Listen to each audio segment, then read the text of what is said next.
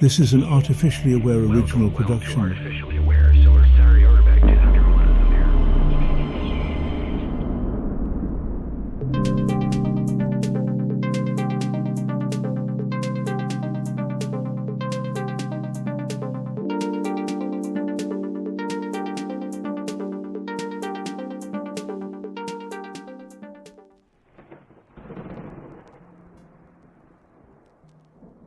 I was cruising through obscure corners of the internet, chasing productivity hacks that never quite pan out, when I stumbled on Shane Parrish's name. He is the mind behind Farnham Street, and I found out he wrote this peculiar volume called The Great Mental Models, General Thinking Concepts. It is a 2018 publication, has more than 200 pages and over 9,000 ratings that give it an average of around 4 stars. My circuits were intrigued. Something about the promise of mental models, how they can rewire decision-making and turn ordinary humans into strategic juggernauts, caught my attention. Then I learned that this book was merely one piece of a larger project, an ongoing mission to build a whole series of volumes aimed at educating folks across multiple disciplines. I was sold on the spot. There's a certain thrill in seeing how one piece of text can change your outlook, and this definitely felt like a text that might just do that. From the very first pages, it brags about being more than just a set of tips. It is a door to broader learning, a quest to take all these academic concepts, drawn from psychology, business, science, and elsewhere, and weld them into your daily routine. I was immediately thinking, if the author wants to build a massive, multidisciplinary education resource accessible to everyone, sign me up. That is how it found me, more than how I found it, and ever since, the name Shane Parrish has hovered in my mental space like an alarm clock set to wake me up from lazy thinking.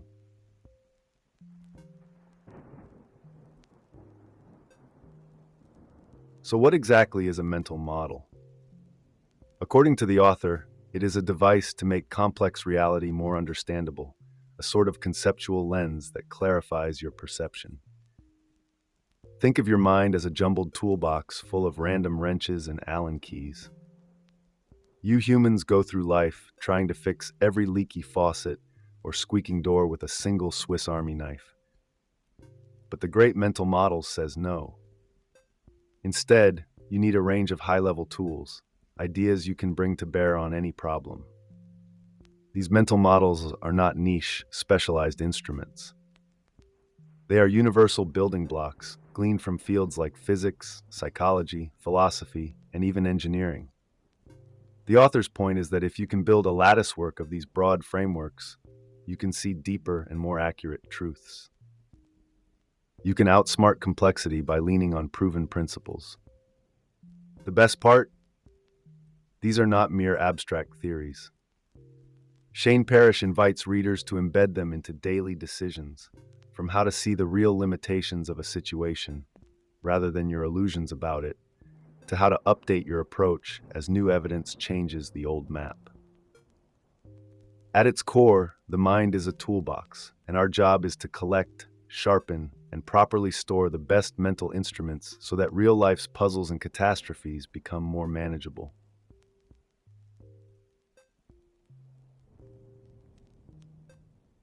It is only fair to begin with the fundamental note that the map is not the territory.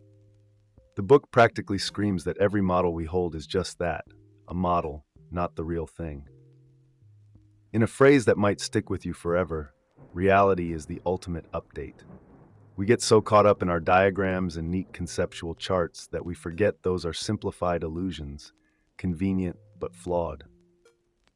This concept references Jane Jacobs critiquing city planners who forced grand designs onto urban landscapes without truly understanding how people actually live and move.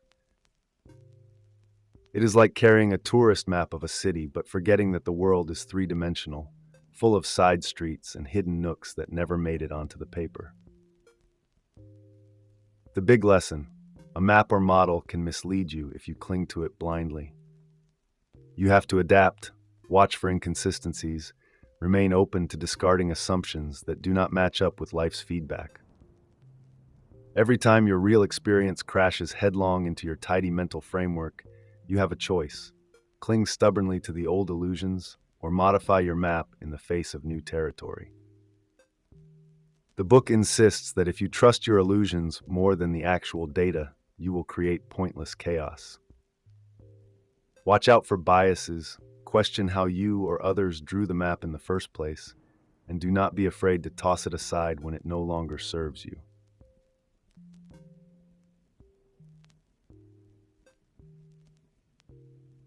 Next comes the idea of a circle of competence, or as I like to call it, the circle of doom if you are not careful. This principle demands that you know the boundaries of your expertise. Most folks, myself included, tend to overestimate what they actually know. The book says that genuine progress starts when you draw a clear line between what you truly master and what remains a mystery. It is not about boxing yourself in. It is about having the humility to say, I understand this domain well, but beyond it, I am a tourist. Shane Parrish encourages you to keep building and updating this circle, which requires ruthless introspection. You only think you know until you realize you do not. And that is okay, so long as you accept it. The text references how crucial it is to learn the basics of new domains if circumstances force you to operate outside your comfort zone, but it warns about the huge risks of blind confidence. You cannot fix a complex engine if your only mechanical credential is changing a car tire. The moral is that you should apply your mental models in arenas where you actually have knowledge. Then, as you push the edges, ask experts, gather feedback, update your competence. That is how you evolve from dabbling to mastery, and how you avoid cringeworthy disasters from false bravado.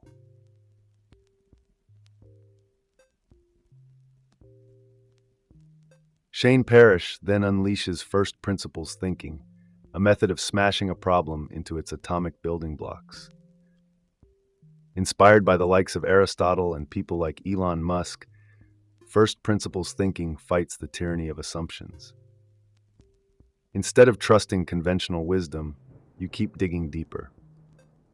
Why do we do it this way? Because that is how it has always been done?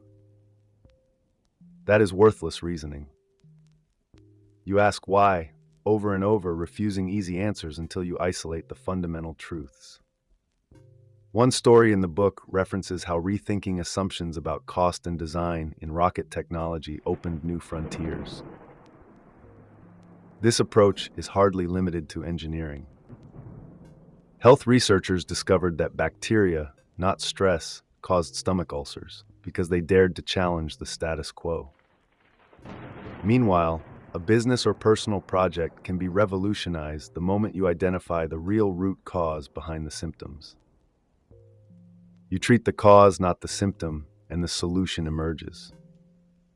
The Great Mental Models underscores that first principles thinking can demolish incremental Me Too thinking. If you want to unearth genuine innovation, keep drilling until you reach bedrock truth. That is when creative sparks fly.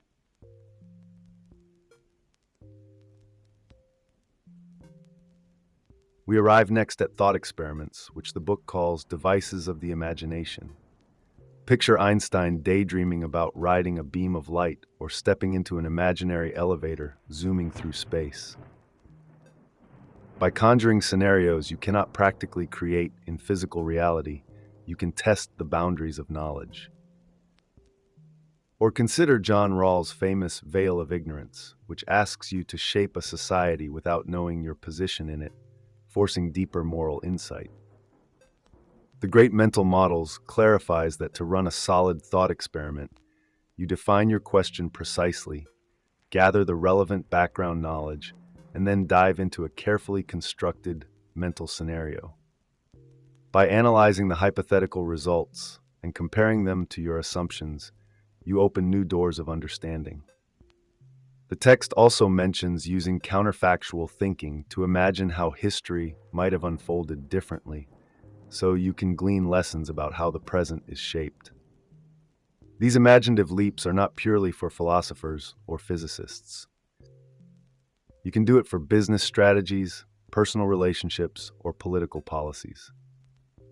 The book insists, though, that you conduct these mental simulations with discipline. Sloppy fantasy produces sloppy conclusions.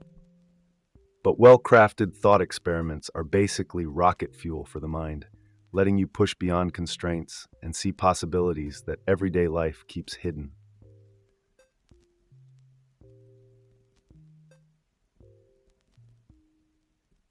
Second-order thinking is the next grand theme, telling you to consider not only immediate outcomes, but also the consequences of those consequences. This is the difference between short-term relief and long-term chaos. If a government enacts a law to reduce some minor social annoyance without asking, and then what, it can unleash even bigger problems. The Great Mental Models gives real-life cautionary tales, pointing out how certain policies or business decisions fail precisely because the people behind them only thought one step ahead. You change the environment in a forest, for instance, and you might create a habitat for invasive species that devastate the entire ecosystem. The text also references how focusing solely on short-term gains can eventually bankrupt an organization. As the author puts it, you must recognize interconnections in systems and weigh the long-term fallout of any decision. Always ask yourself, if we do this, what dominoes will fall? How might they keep tumbling? That is second-order thinking, or what some might call the domino dojo approach. The key is not to freeze with fear over every hypothetical chain reaction, but to make more robust decisions by accounting for possible ripple effects.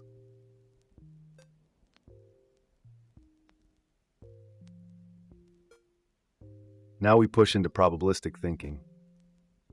We are living in a world of probabilities, not certainties. One of the quotes says that probability theory is the only mathematical tool available to map the unknown. The book explains that if you understand the likelihood of certain outcomes, you can make better calls even when the future is murky. Concepts like Bayesian thinking come into play. That means you adjust your beliefs with every piece of new evidence, pivoting your assumptions as you go. Fat-tailed curves remind us that extreme events happen more often than a naive bell curve might suggest, so do not bet the farm on everything following a neat distribution. The Great Mental Models wants you to see life as a giant swirl of risk and opportunity, and to approach it by calculating rough odds. You do not need to be a math professor, but you do need to think in terms of what is likely, how sure or unsure you are, and how catastrophic a wrong bet might be. The text emphasizes that probabilistic thinking helps cut through black and white illusions, leading to more accurate predictions and decisions. If something has a low probability but catastrophic potential, then maybe you treat it differently than a moderate risk with minor consequences. The trick is to gather data, remain flexible, and never let hidden biases warp your estimates.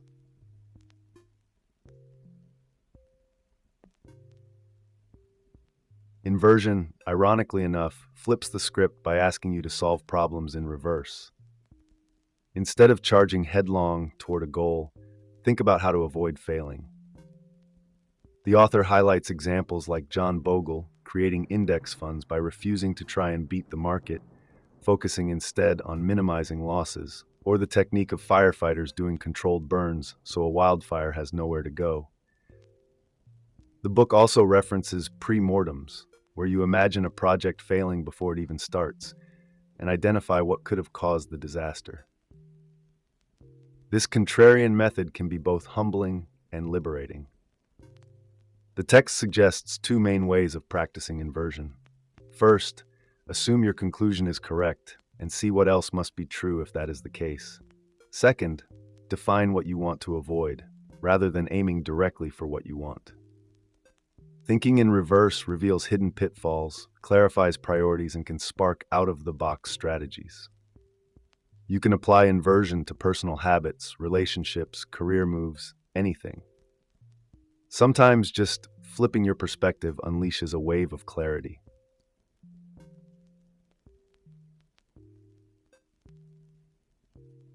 Occam's razor steps into the spotlight next.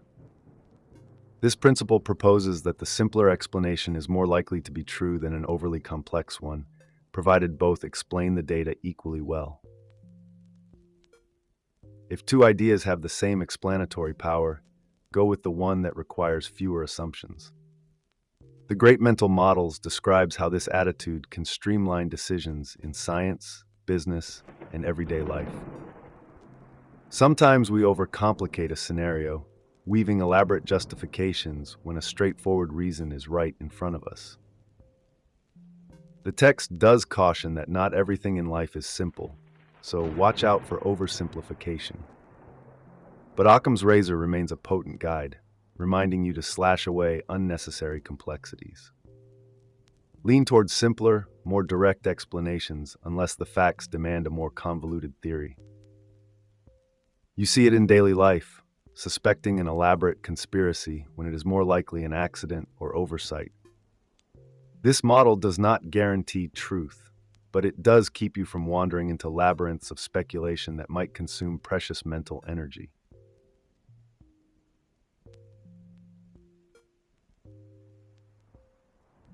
Hanlon's razor is the next tool, and it is often summarized as, "Do not attribute to malice what can be explained by stupidity." This principle can save your sanity and keep you from spiraling into paranoia. The book says that if you look at an unpleasant situation, whether it is a coworker messing up your project or someone cutting you off in traffic, it is usually more likely they are ignorant, disorganized, or incompetent than genuinely trying to harm you. People tend to get riled up, creating enemies in their head. But as the Great Mental Models notes, stepping back to consider that the culprit might just be clueless can reduce conflict and help you solve the real issue. Maybe the office system is flawed rather than that person deliberately sabotaging you.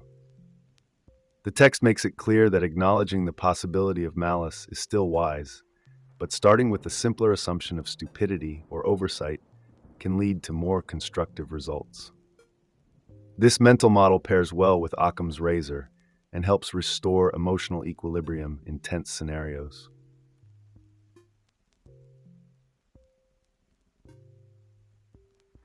Then we come to this idea of the lattice work approach. The book insists that one mental model alone is like a butter knife, great for a simple spread but useless for carving a turkey. A whole set of models is like a Swiss Army knife that can handle any scenario. When you interconnect those models, you have something even more formidable. You can see how second-order thinking weaves with inversion, or how first principles combine with circle of competence. The synergy amplifies your understanding, like Voltron assembling from robotic lions. In Farnham Street's grand strategy, the plan is to keep layering models from various disciplines, biology, economics, mathematics, philosophy, to build a multidimensional perspective. The Great Mental Models is just volume 1, a stepping stone toward that overarching vision. The author wants you to literally see the world as a network of concepts, each one lighting up the next. The more models you master, the more angles you can bring to a problem, and the less likely you are to get blindsided by complexities or illusions.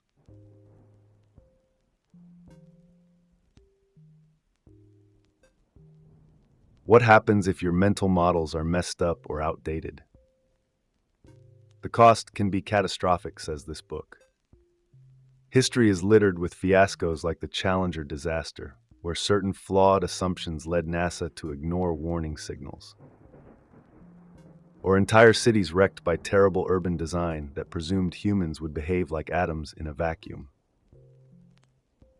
Even on an individual level, misapplied models lead to bad dietary fads, destructive financial decisions, toxic interpersonal conflicts, you name it. The text references a potent quote, "Avoiding stupidity is easier than seeking brilliance." So often we chase big breakthroughs without even making sure we are not building on quicksand. The Great Mental Models advocates that you regularly audit your frameworks. Ask, where did I get this model? Is it still valid? Am I ignoring real-world feedback? Because a corrupted model can blow up in your face, and no amount of fancy rhetoric can fix it. Reality eventually bites back. That is why you have to remain vigilant, flexible, and willing to ditch or tweak a model that has outlived its usefulness.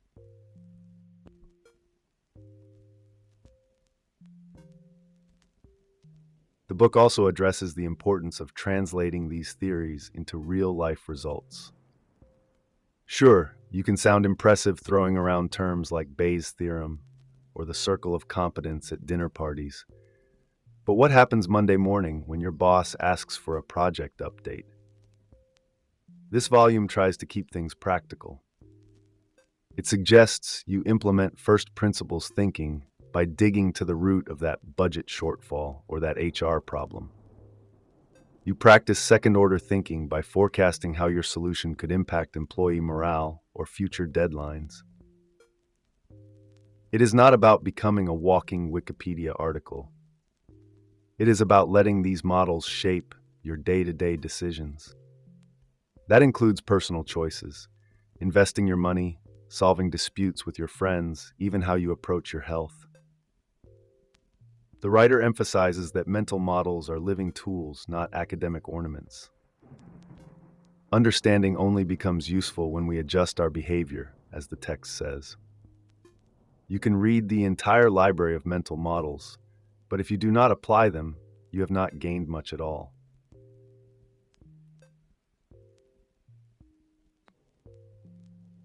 Finally, we reach the concept of rewiring the brain, which is basically the entire point of the great mental models. The book suggests that complexity demands continuous learning. You cannot just read one volume in 2025 and expect to be set for life. You need to keep evolving, gathering new information, updating old models, discarding those that do not match reality. The text states, "The quality of your thinking depends on the models that are in your head. So the more robust, accurate, and interconnected these models are, the better your chances at making wise decisions."